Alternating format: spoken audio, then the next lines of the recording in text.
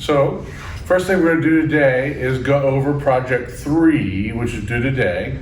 If you haven't yet turned it in to me, we're going to take the answers right here, put them down, and send them to me. I want you to get the answers right. So, if you have any questions, now's the time to fix them. If you don't turn it in, you don't get any credit. So, fix the answers, give it to me. It's all fine. First of all, the 4 types of reflection. You don't have to tell me a thing about them. The answer is specular, spread, diffused, and mixed. So give me those 4 words. You have answered question 1 on problem 3, project 3. The next one, you need to draw a little semicircle, a spherical reflector. You want to put a focal point, and then have 3 rays of light that reflect off the reflector. Now again, in a spherical reflector, if the filament is at the focal point, the ray is going to extend to the reflector and then bounce right back through the same point it came from. Yes, and so you need to have at least 3 rays of light that emanate from the focal point that all need to bounce off of the reflector and back through the focal point. Doesn't matter which three rays of light. Just give me a quick 3 rays of light bouncing back right through the filament. Then the ellipsoidal reflector. Again, you want to have an oval, half of an oval. That's the ellipsoidal. And then you want to have 3 rays of light that emanate from the first focal point that need to strike the reflector and then pass through the second focal point. So at least 3 rays of light that emanate from the focal point where the filament is, and then bounce off the reflector back towards the second focal point, and whatever manner you wanted to show me that. Even if you want to go straight back and straight forward, that's fine. But 2 other rays of light in addition to that one. Then question 4 is to diagram a parabola. There it is. Emphasis on the right syllable. A parabola with the rays of light coming out from it. And again, parabolic reflector is going to have the focal point. It's going to hit the reflector and then come out parallel rays. So whichever way you want to draw the rays, all 3 of the rays you're going to draw want to come off in parallel beams. Okay, so that's question 4. Questions 2, 3, and 4 are just drawing 3 rays of light. 1 in a spherical, 1 in an ellipsoidal, 1 in a parabolic reflector. Yes? Then question 5, again, you don't have to tell me anything about these layers, but the 4 layers of lighting design, as we're going to talk about in this class, are visibility, the mood and or washes, whichever one you want to write, or both, specials, and then practicals. So again, as you go through the light plot, which we're going to do after the test, this is when we start working on the depth of a salesman. If you want to go ahead and start reading it, great. But the 4 layers we're going to go through, we're going to provide all the visibility lights, then we're going to provide all the washes and or mood lighting, then we're going to supply all the specials, and then we're going to supply all the practicals.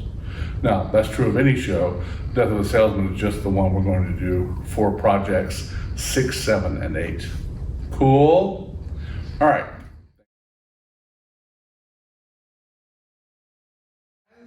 So last time we talked about reflection. This time we're going to talk about refraction. That's the other thing we can do to light rays. We can reflect them, which is taking them when they're going the wrong direction and getting them to go the right direction. And there's refracting the light rays that are going in the right direction, sort of. But what we're going to do is bend those that are going this way and focus them down to where they're going a more concise, more precise way onto the stage. So let's talk a little bit about refraction. I don't know if you've ever noticed this when you've looked at a drink, the straw in a drink. Here's a little picture of one. But you will see that it looks like there's a straw that has been bent, and then there's a separate straw. There's just one straw in that glass. But you can see that the size, the shape, the angle is all kind of, there's even a reflection in the bottom of the glass of the straw. The reflection is what we talked about last time, the reflection. But the bending of the angles and the way it looks like it has altered the shape is because of refraction. The law of refraction is also called Snell's law. I'm going to say it a couple of times and I'm going to say it slow. The Snell's law, the law of refraction states that a ray of light passing from a less dense medium to a more dense medium will be bent towards a normal and vice versa. Now, let's go back and remember from last class period what a normal is. A normal is an imaginary line drawn perpendicular to any surface. When we talked about reflection, the angle of reflection came in, whatever that angle was based upon the normal, that's the angle that it reflected, yes? In this case, it doesn't become the normal, that's the problem. Based on the change in density, it will alter slightly or more of a degree. But what happens when it goes from a less dense medium to a more dense medium, it is bent towards a normal. Now, if you can look at the example here that I've given here, you got the first example, the ray of light comes in on the left, the little red ray of light is going from a denser medium to a less dense medium. That's the second half of the law, that's the vice versa part. Let's go to the other one first, where you have the ray of light coming in from the less dense medium and goes to the more dense medium, and you can see that the angle has shifted to where it is, the green line is now closer to the normal. Again, the vice versa part is when it goes from a more dense to a less dense, it bends away from the normal. Yes? And so that's what's happening as the light hits the straw. In the upper level, above the glass, the light's just hitting the straw and bouncing into our eyes. Then you get the little part that's slightly different, where the ray of light is hitting the straw and then going through the glass. It is slightly smaller, the change of the color of the red stripe's a little different, but it's not really different because the glass is not that much denser, but water is a lot denser, and then you have the water and the glass, which is why you see the straw twice. One is just the light striking the straw and then bending from the water. The second one is the light striking the straw and bending from the water and the glass. So in each case, glass is denser than water. Water is denser than air, and so you have the ray of light going from the air, bending when it hits the water, bending again when it hits the glass, bending again when it hits the air again. Yeah, so there's all kind of bends going on in that light, which explains why the straw looks like it has been separated into many, many different pieces there. Yes?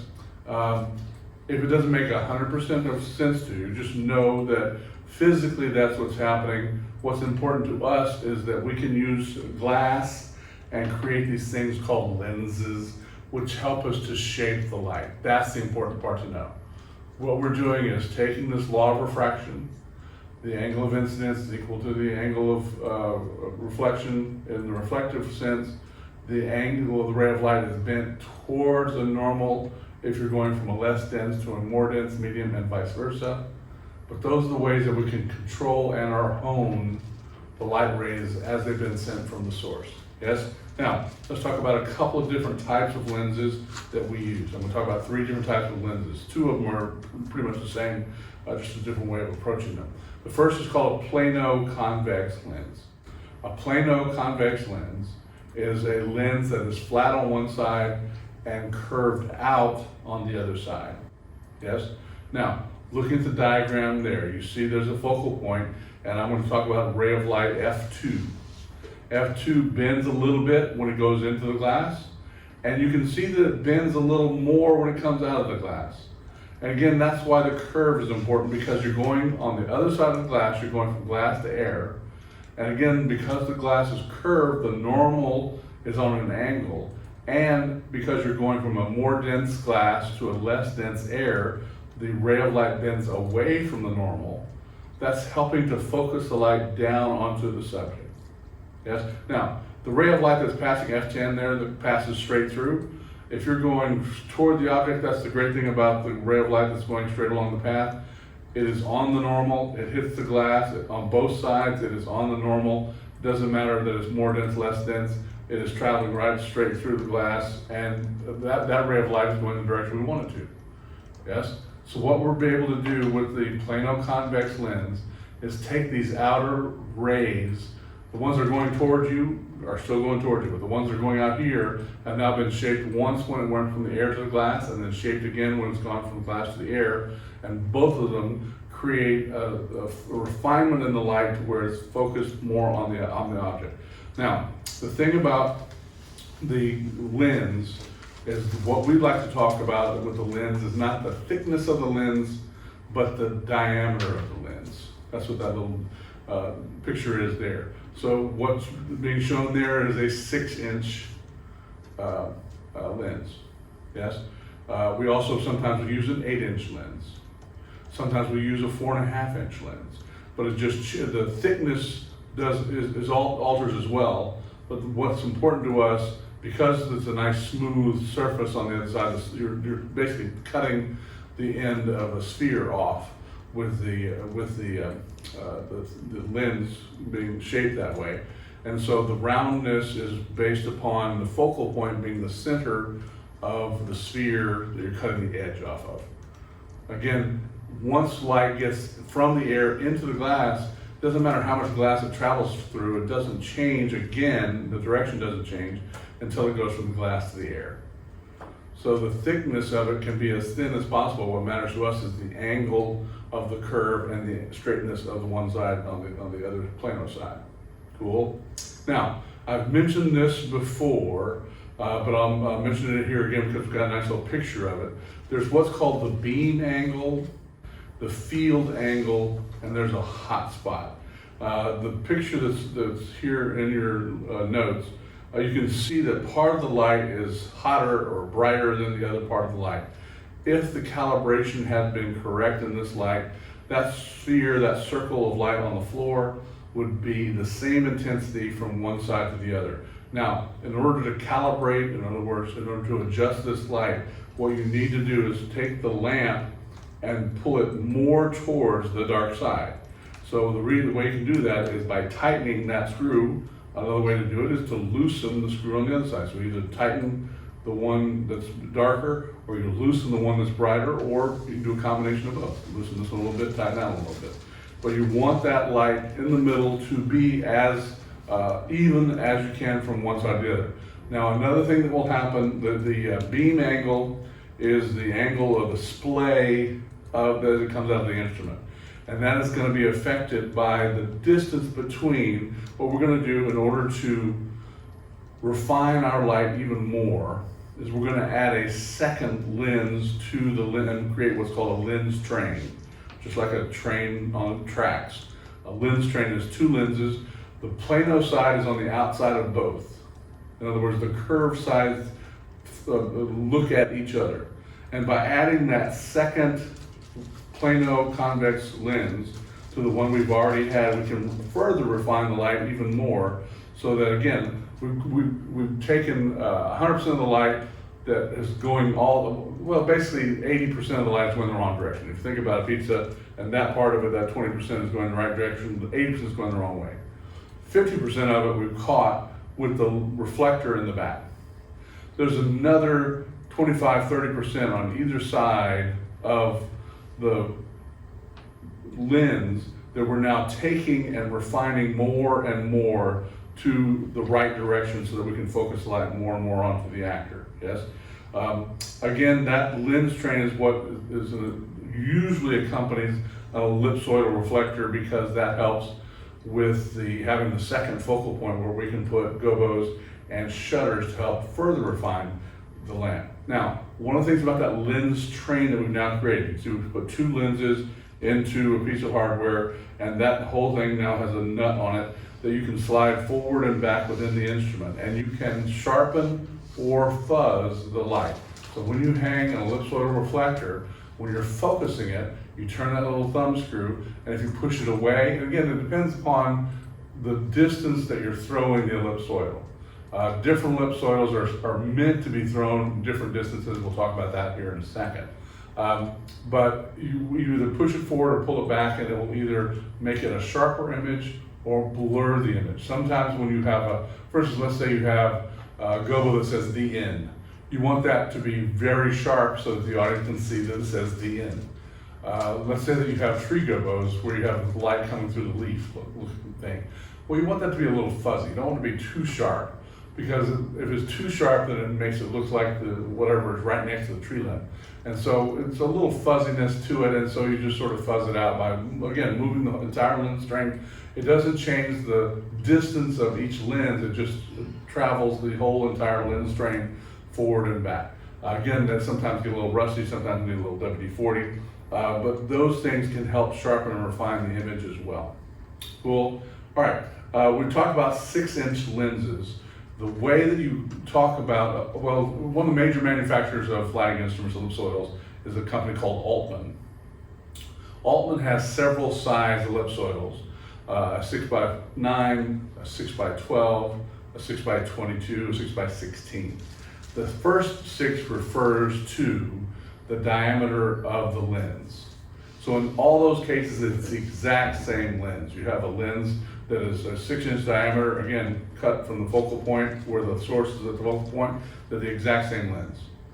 Now, if you take those two lenses and you separate the outside of the lenses 9 inches apart and put them in a lens train, it's going to give you a field angle, in other words, a splay of about 45 degrees.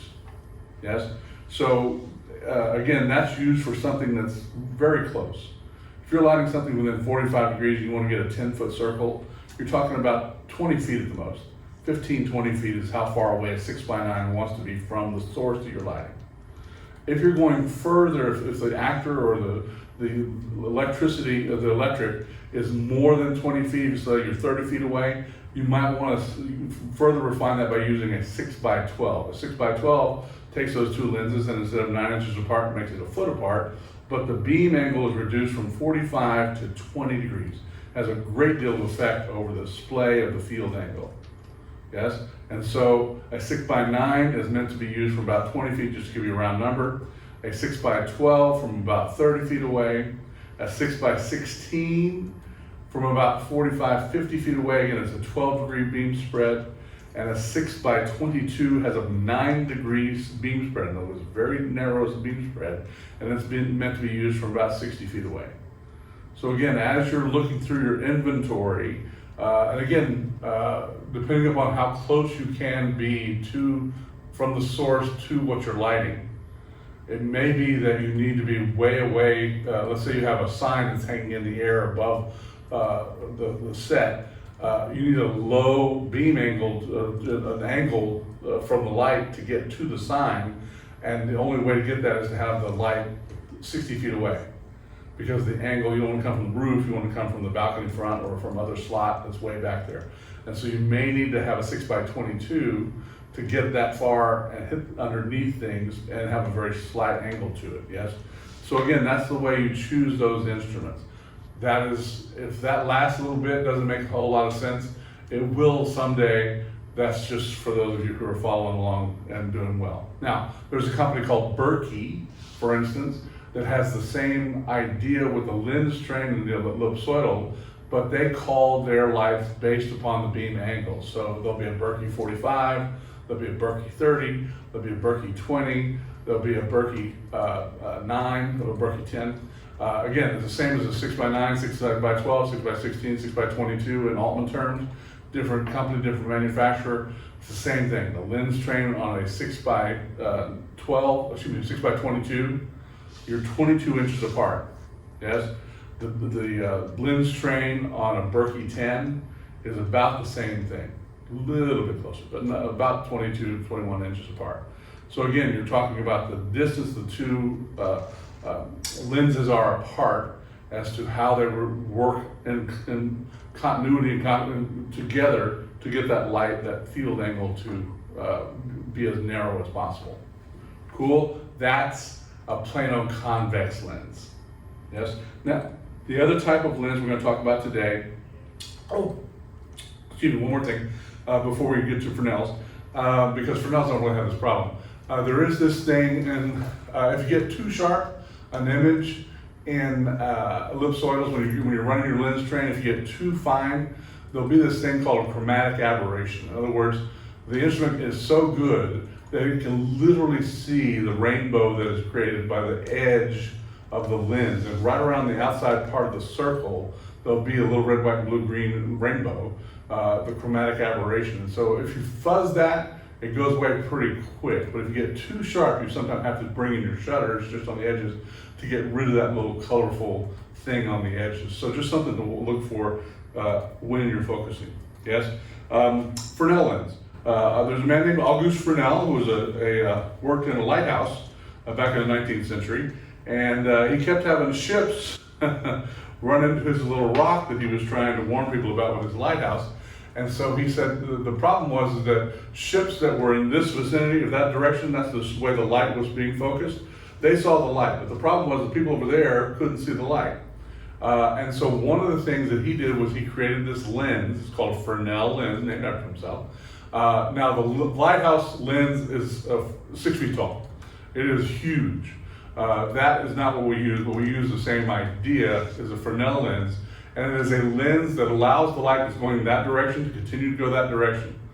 But what it does is it takes the ones that are at 45 degrees that with an ellipsoidal we're trying to refine down, it takes those light rays and spreads them even farther and creates a continuous wash across the entire field. In other words, it levels it takes any kind of hot spot out of it. Yes? So that's the idea behind a Fresnel lens. Again, the way he does it, or the way he did it is, you can see the little diagram there. There are little cutback angles on the front that point back towards the focal point of the instrument. And so the light that's traveling in that direction hits those little edges and bends further out.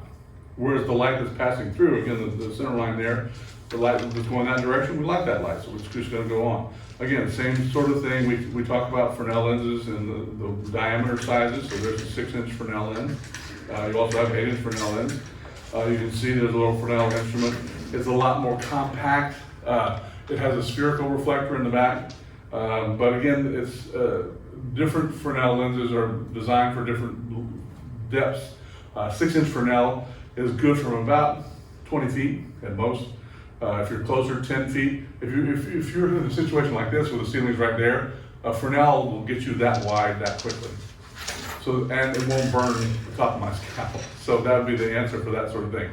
There's also 8-inch Fresnels and 12-inch Fresnels. 12-inch Fresnels are actually very popular in television studios because they, again, pump out so much light and it's such a nice even field among it. But in theater terms, for instance, in our theater, our grid is 17 feet tall. And you're hanging a little above that, so about 20 feet tall. An 8-inch Fresnel creates a nice little 10-foot circle as a downlight. So one of the major things, or one of the things we're constantly using for downlights in our theater is an 8-inch Fresnel. So again, a lot of theaters have their own little tricks. Now, the third type of lens we're going to talk about is what's called a step lens. Now, a step lens is exactly like a plano convex lens. Same idea, it uses the same source. The difference is that sometimes if the glass gets too hot, again, we're talking about quartz lamps that are burning high intensity now. And so one of the things that happens is the glass would start to distort and melt because of the high temperatures. And so one of the solutions for that is to take a little chunk of glass out. Again, the amount of glass doesn't matter to change the angle, because once you've gone from the air to the glass, that's the transition is where the bend happens. Again, from the glass to the air is where the transition happens.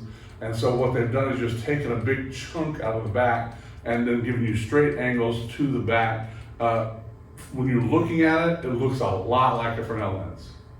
And one of the reasons I talk about it is because occasionally you're going to come across this, and I can't tell you the number of times when I've had a Fresnel instrument with a step lens in it, and it's doing the opposite thing that you want to do. Again, a step lens is refining light this way, a Fresnel lens wants to spread the light that way, and so you've put the wrong lens in the wrong instrument. So just be aware there's a difference. One of the things in project number 4 is you have to do a little diagram difference and tell me the difference. The difference is that the plano convex lens refines the light, so does the step lens, whereas the Fresnel lens spreads the light. You may also say that the step lens has a chunk out of the back, if you want to call it the plano side of the back, and the Fresnel lens has curved parts on the front, if that's the curved parts at the front. Anyway, so those are the differences. That's the answer to question 3 on project 4. Yes? All right, let's talk a little bit about lighting design. Yay! Concept, style, yay, big words. First of all, let's talk about the process. The biggest difference between theater or the designer and any other art form, if you're a painter, if you're a sculptor, it's this thing called collaboration, yes? And so one of the things about theater, you're a group of people working together to achieve the same objective. When that group works well, the product is usually excellent. When that group is dysfunctional, occasionally the product is still okay. But sometimes, a lot of times, things are disjointed, yes? Now, for instance, I'm gonna tell a little story. You know you love my stories. I went to see a theater, the theater remained nameless, but the show was Cyrano de Bergerac. And there was a miscommunication, a discommunication between the set designer and the director, as it turned out. But when I was watching the show as an audience member, the first act was all this elaborate scenery, and it became less and less until the fifth act had absolutely no scenery whatsoever. And I thought it was a comment about how life was just too cluttered and Cyrano was cleaning his life and all this sort of stuff.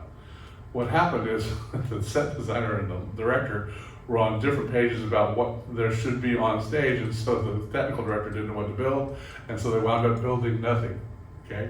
So sometimes, again, dysfunctional, but it still can work because the audience thinks what they see is intended, yes? And usually it works best if that is true, yes? So let's talk about some big words. Style, I'm gonna say style, this is my definition of style. It doesn't matter whether you're talking about shirts, you like my shirt? Yeah, very nice. Doesn't talk about whether you're talking about chairs, whether you're talking about classrooms, designs of the 70s, whatever it is, the style of that is determined by finding easily recognizable and repeatable elements from the way, the Hawaiian shirts is identifiable and repeatable, yes? The style is something that old fat guys wear, yes? You're not gonna see anybody else wearing that, just old fat guys, we love them, because it fits. Yeah, right. You have one, you never wear it, yeah, exactly. But again, I'm gonna use baseball hats, for instance. Baseball hat is something that you can identify, and when I was growing up, they were worn where the bill of the cap faced forward. In the 90s, for some reason, people started wearing them crooked. Nowadays, if your baseball team is behind, a rally cap is where you turn the whole thing inside out and wear it. Again, it's an easily recognizable and repeatable element in fashion, in architecture. One of the things about this classroom, for instance, is what I'm gonna call modern architecture. What modern architecture, the thing you can recognize and repeat is that in modern architecture, you can see the materials that the room is made out of. There is no attempt to hide the fact other than a little bit of paint on the wall. That's cinder block, okay? It looks like cinder block, it is cinder block. It isn't fake cinder block. It revels, modern architectural design revels in what it's made out of. The Twin Towers were made out of glass and steel, and you saw the structure right there, the glass and steel structure, that's what held the building up, that glorified the steel and the glass that made those buildings, yes? And so that is what I'm gonna call modern architecture. We're gonna talk about some styles here in a second that are typical of theatrical performance. Again, there's a lot of in-betweens in these major styles we're gonna talk about. But before we get to some styles, let's talk about concept. Style is the way the play was intended to be done. Style can't be altered because style is the way it was written.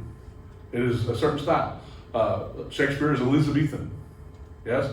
You can take Shakespeare and set it in the Wild Wild West, but as long as the words don't change, they don't sound like they're from the Wild Wild West. They sound like they're in Elizabethan England because that's the way the play was written. Now, can you alter it and make it sound like they're from West Manhattan and give them songs to sing about tomorrow and tonight and all that sort of stuff? Sure, it's called West Side Story. Yes, you can do all kind of crazy things to Shakespeare because he's no longer in copyright. Yes, but in order to do Shakespeare, you can put Shakespeare in Manhattan, but he's still going to sound like he's Elizabethan. Sometimes it goes together, sometimes it doesn't. There was a movie a couple of years ago, Romeo and Juliet, where they modernized it and made the rapier's pistol gun, was the name of the gun. Sometimes it got a little dicey, but they tried, hey, it modernized it, made it up to date, made it feel more connection to the youth of today. So there's reasons for changing the style, and that's called the concept. Style is the way the play was intended to be done. Concept is the way you're going to do the play based upon your budget a lot of times. Yes, if you're doing the same play and you're doing it for Broadway, there's just going to be a different concept because people are paying $300, $400, $500 a ticket, and they're going to expect to see more wow. If you're doing the same play at the Wetumpka Depot, you can get away with stuff because you're getting paid. You're paying $20 a ticket, and you don't expect Broadway quality. Yes. So the concept has a lot to do with the amount of budget you have, both monetarily, but also time-wise and labor-wise. There's only so many things. If you don't have professional carpenters or welders, you can't do a lot of steel. If you don't have anybody that can weld. If you have somebody on staff that can weld, by God, let's do a lot of steel. Yes. So the concept can alter, and a lot of times the director will come to you with a concept, and it's your job to make the sense out of the concept. Now, again, as a designer, I feel my job is to make sure the concept fits my understanding of the play. And if it doesn't, I feel totally valid in arguing my point of view. As a matter of fact, that's what they're paying me for, my expertise and my knowledge about design and how it works in order to achieve what the director's goal is. Because a lot of times directors will say things like pink, and they just mean frilly. Pink isn't necessarily frilly, yes? But a lot of times they will interpret it into their head, try to find answers that are not the questions, they're not the questions you're asking. The question is, why do you need to change it, or what is about the concept, what is about the play that is making you approach this concept? Let me pick the color that best represents frilly, or the silhouette, or whatever it is, yes? I have a lot more knowledge in lighting to make things appear more moody. You just tell me bright, or you tell me dark, or you tell me scary, and I'll make it scary for you. Yes, but don't tell me how. Don't tell me uplight, because uplight may not be the answer. Again, we're going to watch a little video here at the end of the day that tells you it is. All right, let's talk about some isms. I call these isms. I'm going to tell you about 6 general styles. They are mostly true of theater from time immemorial, but especially once directors started getting involved and being able to shape the performance. I'm going to start with realism. Realism is an attempt to put on stage the world as it appears in reality. And what I mean by reality is the 5 senses. Anything you can see, smell, hear, taste. What was the other one? I don't know. Feel. Touch. Touch, yeah. It is the external reality. Yes, it has to do with being objective. It has to do with the year. If you're setting the play in 2020, everyone has a mask. If you're setting it in 2018, my guess is if you put a mask on stage, that's a weirdo. But nowadays, if you have somebody that's not wearing a mask, they're making a statement, a political statement. Yes? And so just changing a couple of years can change the interpretation of the play and what the characters should wear and how they act towards one another. It's very weird. I don't know if you've watched a lot of movies since we've gone into COVID and how much people hug and kiss and stuff, and we just don't do that. And not nearly as much nowadays because we're all gonna die. Anyway, here's a little picture of a realistic set on stage. You can see that there are some treatments to the ceiling and that sort of stuff, but basically you've got people dressed in clothes that match the period, that match the furniture, that match the wallpaper, that match the staircases. Nothing is distorted or out of proportion. It is all just, everything is related to the characters that are going on. Yes? That's realism. Naturalism, the people who are believers and naturalists believe that even the act of interpreting from the environment to the stage is applying too much subjectivity to the object. So for instance, if we had a class on stage and I chose to put this whiteboard on stage as my classroom, well, this whiteboard didn't exist in 1950. In 1950 it was a chalkboard. And so those are choices that I make as a designer about what represents a classroom and what to put on stage. Now, the naturalist argues that it's better is to take the designer out of it. If you just take the audience to the actual space. So if you brought the audience to a classroom, then this whiteboard being there and that sign being there and this podium being here all kind of wobbling, that's not a design choice, it's just the way things are. Stop. So the picture I've given you here, there's a play called The Flick, which happens in a movie theater. And so one of the things that happens in The Flick, a lot of people will do it naturalistically by just taking the audience to a movie theater and having them sit where the screen would be, and then having the actors perform the show in the audience as it happens in the course of the play, as an example of a type of way you might be able to do that. Yes, but that's naturalism. The next one, moving back towards minimalism, is a thing called impressionism. Impressionism is where you take, like for instance, we talked about a classroom. I would say the thing that best represents what it is to be in a classroom is a chalkboard. If you got a chalkboard, you're in a classroom. Yes? The one thing that says it, more than podium. Podium could be just somebody giving a speech. More than just singly a podium. More than just desk. A desk can be in an office, you can be in other places. But if you have a chalkboard up there, you're in a classroom. So in Impressionism, you want to minimalize and make suggestions about the rest of things. Impressionists believe that by adding all this other frilly stuff, you're taking the audience away from the subject and from the point of the play. And so you as a designer are responsible for putting on stage only that is necessary to perform the play. If you need the podium and you need the chalkboard to say classroom, great, have those two things.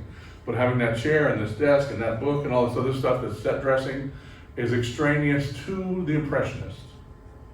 Yes?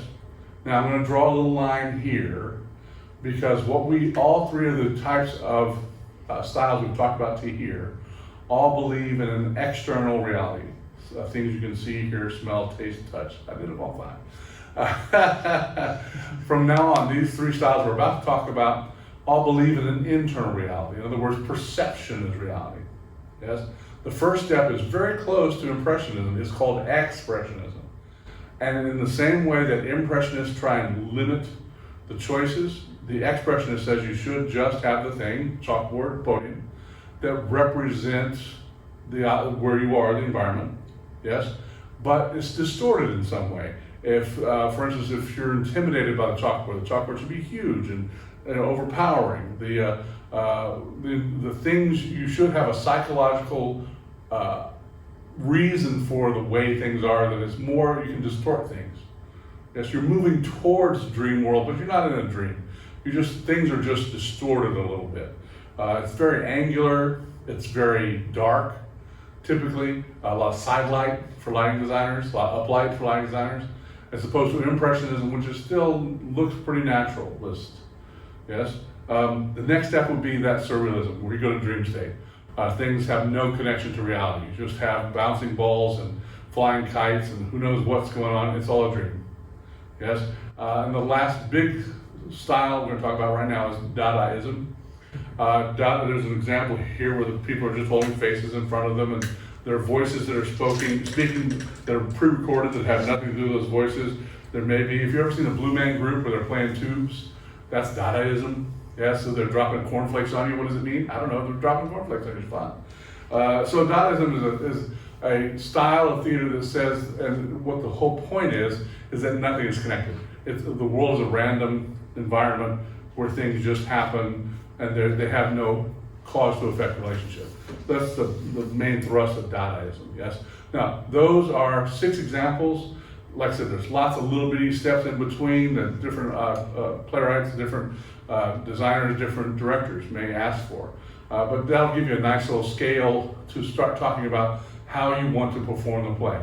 Just because we're going to talk about Death of a Salesman after the break, after the first test. And Death of a Salesman, I'm going to say, is written in an expressionist way. We'll talk more about what that is, why that is later. But I've seen naturalistic productions of Death of a Salesman. So just because the play was written in style doesn't mean you can't conceptually change the style in which it was written. That's, again, one of the things you do. If it works, it works. Cool? All right, as you're reading a play, we've got a couple of weeks till we start talking about Death of a Salesman, but you might want to, if you have extra time, start looking through it. But the first time through should just be for enjoyment, just to read the plot, to know what's going on. Don't start analyzing it too quick. Yes, we'll spend plenty of time analyzing it. But in the next couple of weeks, when you have extra time, just start looking at it, going through the play, figuring out who Ben is, who Charlie is, who Bernard is, figuring out the relations of everybody, and just read it for the plot of the play. Yes, what is the story about? And decide, you know, what is it trying to say to you? What does it say to you? Does it have any impact on your life whatsoever?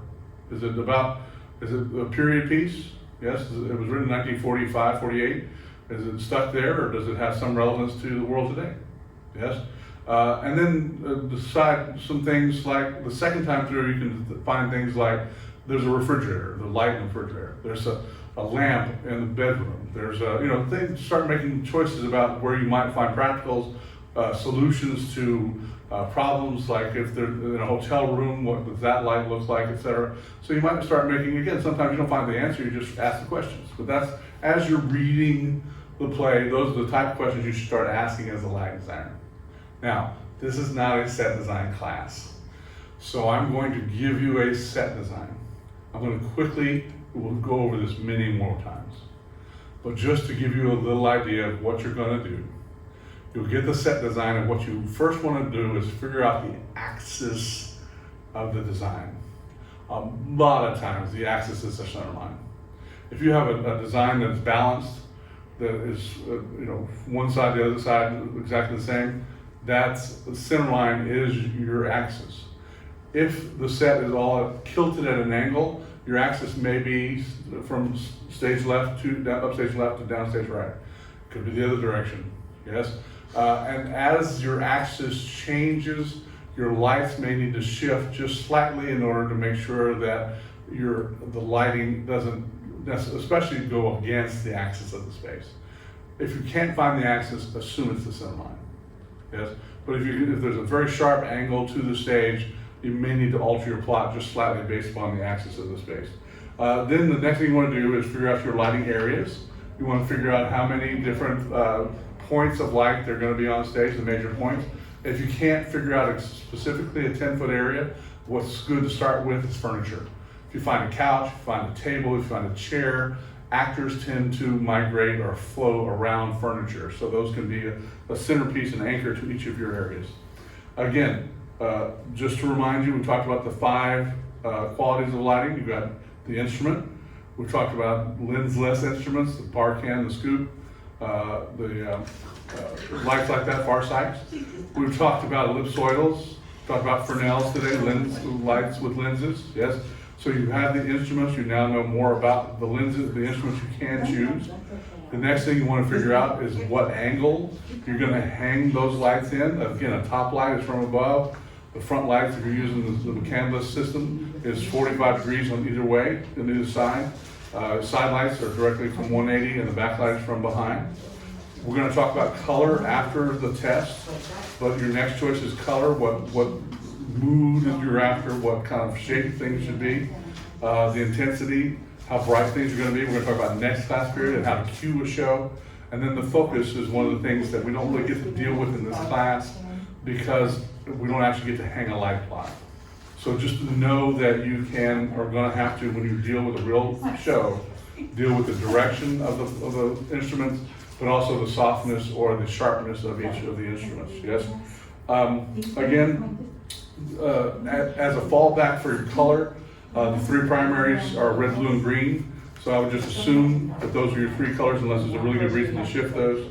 I've got a little video here that I'm going to show you. It's designed for film, but it works really well as an introduction to direction for the stage. And so I'm going to give you a second here to look a little bit at this video about the angle of lights, direction of light. Hey guys, we're back with the second part of our Lighting 101 series, and today we're talking about the direction or angle of light. So direction of light is where you point your light. That's it. That's the video. No, just kidding. There's actually a lot to delve into here. You're choosing where the light's coming from and where it falls, and therefore what it actually illuminates. But in the process, you're also choosing how and where your shadows fall and what shapes they take. This has an equally, if not more powerful impact on your image. So using lighting angles in film is not only choosing what is lit and what is not. It's about creating and defining shape and depth. It's about bringing out 3 dimensions on a 2-dimensional movie screen. There are innumerable variations and combinations of different lighting angles and how cinematographers use them. But in this video, we're going to go over the standard angles that you need to know to be able to communicate well with other filmmakers, and what effects these angles have. Today, we're going to be focusing on the human face, the place where this interplay of light and shadow really comes to life. The canvas where cinematographers can reveal character and emotion. And our canvas today is Kate. Let's start with front lighting, which is pretty much what it sounds like. The light is coming from in front of the subject relative to the camera. A few things to note here. Since the light is coming from the front, there is minimal to no shadow cast on the face, which explains why front lighting is also often called flat lighting. But when you throw a little height into the equation, we already begin to see changes. Shadows are immediately brought out, but they are still fairly minimal. This angle is popular in beauty lighting because it highlights the cheekbones, and the downward cast shadows hide the chin, define the jawline, add some shading on the cheeks, and a delicate shadow under the nose. But let's push it even further so our light is no longer frontal, but directly overhead, shooting down. This is called a top light. Shadows are cast dramatically downwards, creating larger and deeper shadows under the brows, the eyes, nose, and cheeks, leaving only the top of the brow, the nose, and the cheekbones highlighted. What's most unsettling here is the eyes are cast in shadow. We'll get to why we're getting that kind of creepy feeling in a sec, but let's reverse this and see what happens when we move our light down to a low angle. This is called underlighting. Everything we just saw in top lighting, the highlights and the shadows, just got flipped upside down.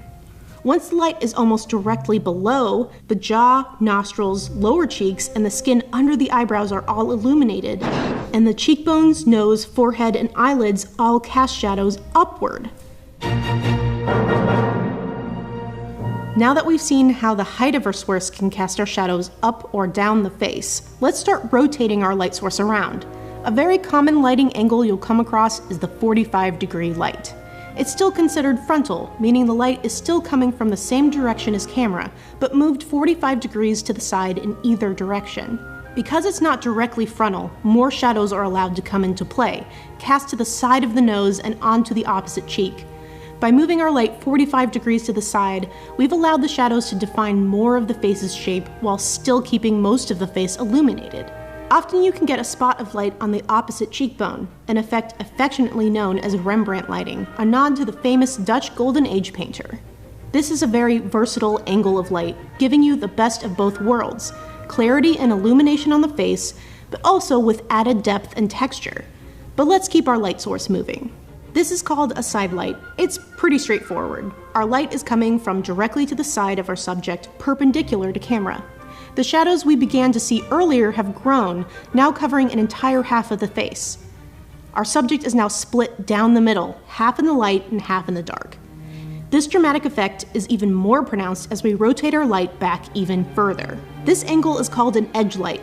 Like the name implies, an edge light illuminates one edge of the subject, keeping the shadowy side of our actor facing towards the camera. We touched on how we use this lighting in an earlier tutorial harnessing the shadows. This light still gives us information. We can see the side of the cheek and the jaw defined, the outline of the edge of the nose, and maybe some detail in one eye. But the rest of the face is left in shadow, leaving our image mostly dark. Last but not least, we have the backlight. Backlight is when the light source is positioned directly behind the subject, creating an illuminated outline of their shape. The face is now hidden entirely, but our subject still pops out from the background with a halo-like glow. Backlights are primarily used to define and highlight a shape, creating separation between your subject and your background so they don't blend together. So what does this have to do with character and story? As you choose what is illuminated and what is cast in shadow, you are communicating directly with the audience, carefully controlling what they're able to see and perceive about the character in front of them. If a character is supposed to be safe, welcoming, and familiar, we turn to the high frontal lighting that is most familiar to us, that we see almost every day. We can take that comforting feeling away almost instantly by turning that familiar lighting on its head with underlighting, casting shadows in places that feel unnatural to us, transforming a face into something unsettling, fearful, or even dangerous. Eye contact is one of the strongest ways in which human beings connect. Take that away with a top light and suddenly a character becomes isolated from us and hard to read. The more and more we put into shadow, the more mysterious they become, and the more our imaginations are stirred to life, having to fill in the blanks. And there are so many shades in between. From the shadowy drama of a deep edge light to the romantic painterly effect of the 45-degree angle to the conflicting light and dark halves of a side light, we are showing the audience not only the inner conflicts and emotions of the characters on screen, but stirring the audience's own emotions in response, sometimes without them even realizing it. We're going to stop there for now. These 7 lighting positions are an excellent place to start from when tackling a scene. Now, while we demonstrated all of these with a single light source, rarely will you use only one light on set. More on using and combining all of these different angles together in a later video. Thanks, and we'll see you next time. All right, so that's it for today. Again, project 4 is due next class period. We'll see you then.